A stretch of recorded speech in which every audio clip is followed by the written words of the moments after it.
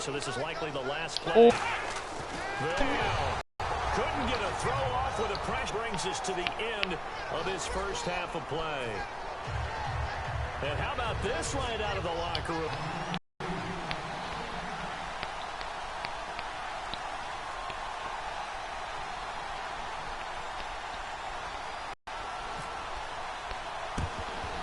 And the Cowboys are able to recover. A very interesting call and one that backfires. I know they're losing, Charles, but boy, to start the second half with the onside kick, risky. Felt like a sense of urgency from their side. Alright, guys, I'm sorry, but the broadcast keeps on ending. It's because of the, what I have it on for you guys. I have that on so that you guys can have the best quality. And that came together with that sense of urgency you talked about. Des Bryant, the intended receiver, and that'll bring up second down. Help me out, partner. Was that incomplete? That was on a deep ball to Des. And that's a surprise. The way he attacks the football in the air, it's always surprising to me. Des and Dak on fire. And second and 10, he'll look to throw again. Going right side, he has Winton. 17 yards on the pickup there, and the drive will continue. And with that last play, he's now up over that 300-yard mark. And in today's NFL, it almost feels routine. And I hate that when you talk about a 300-yard passing game. To me, 300 yards still signifies excellence, and he's achieved that in this performance. Well, the numbers have been good in the passing game, and certainly a big reason why they have the lead. But now here, third quarter, maybe go to the run game a little more? Yeah, perhaps. I mean, after that incompletion, a little credit to the defense for shutting them down on that play. Maybe you try and run the football a little bit more. Linebacker Avery Williamson, and he'll actually lose 6 yards on the return, but I don't think they care. They've got the football back.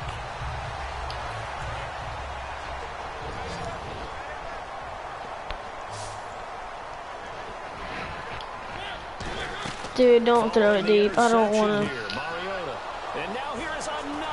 I really don't want you to quit. Off here by Anthony Hitchens, and his guys will take over at the 30-yard line.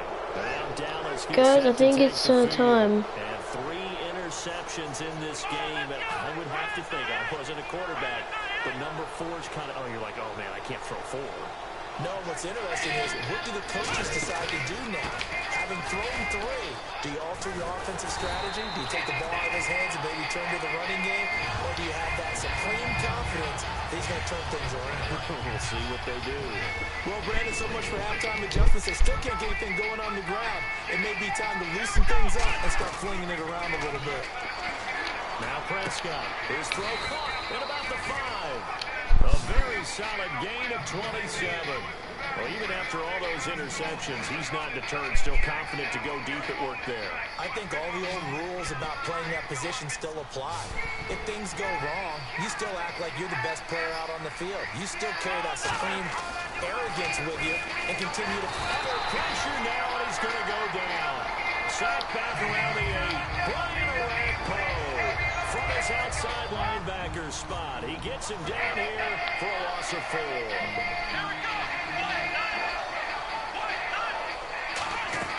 Here's Prescott. And his pass is intercepted for the 4th time today. Hooked off by the linebacker, Avery Williamson. And a big turnover there. No. His guys will get the football back.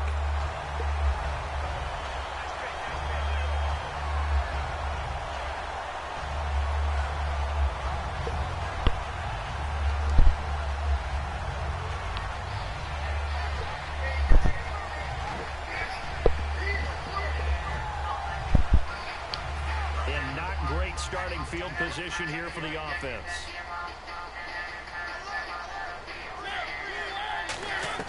Try to shake off the interception. He'll look to throw.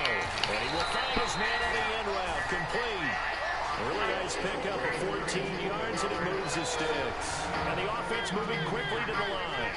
One thing I can say pretty safely, that route is not called if you don't have a guy who can... And no escaping this time as he'll go down. They got him for a sack. A well-designed corner blitz that gets him for a loss of 8 yards. Mariota now on second down. And Walker with it over the middle. And he's brought down after a good gain. A good pickup there, 26 yards.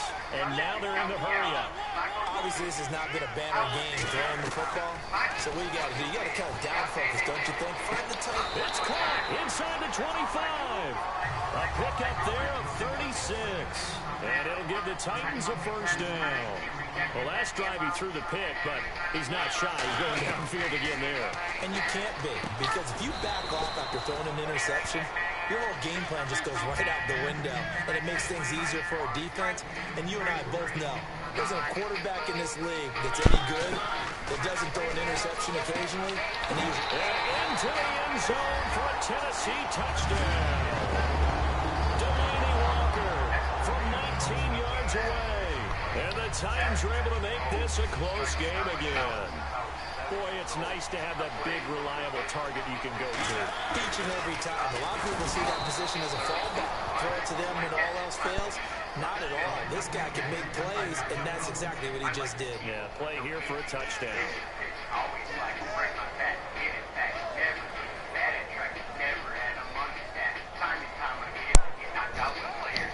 Still just a two-score game in the third quarter, but they're going to go onside kick here anyway. And the Cowboys are able to recover. I know they're down, but starting the third quarter there with the onside kick, what'd you think?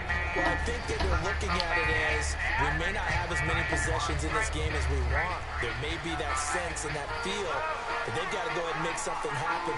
Steal possession, try and steal some points, and get themselves right back in a position to try and win the game.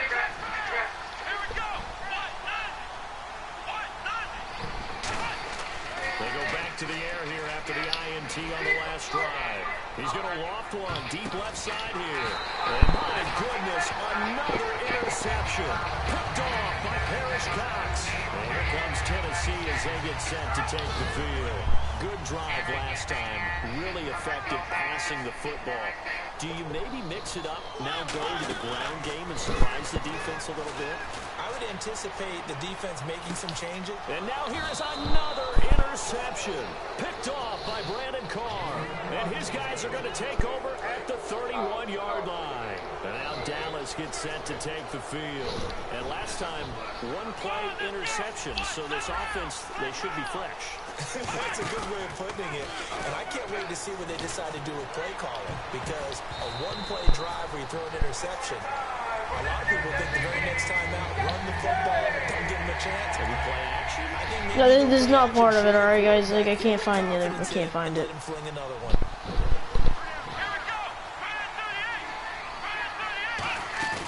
Off the play fake, he'll look to throw. Buying time to his left. And incomplete on the deep ball. He was looking for Terrence Williams that time. And now it's third down. Well, partner, I think the defensive fellas got the memo, and they decided to cover him on that play. Yeah, he's already up over 100 yards in this game. They tried a deep shot, couldn't get it. Yeah, when you've had that much success, finally someone said, let's try and put a stop to it and put people on him. He's going to flip one out here to his running back. That one good for 15 and a first.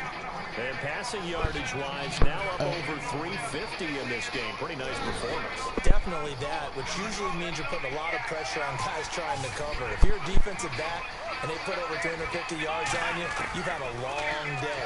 The key to everything, if you're doing it without throwing interceptions or turning the ball over. And he gets this inside the 35-yard line. So on that play, defense was in the zone. They ran a crossing route offensively, but the defense there, you got to be good with communication, don't you? You certainly do, and it's not something that is really evident when you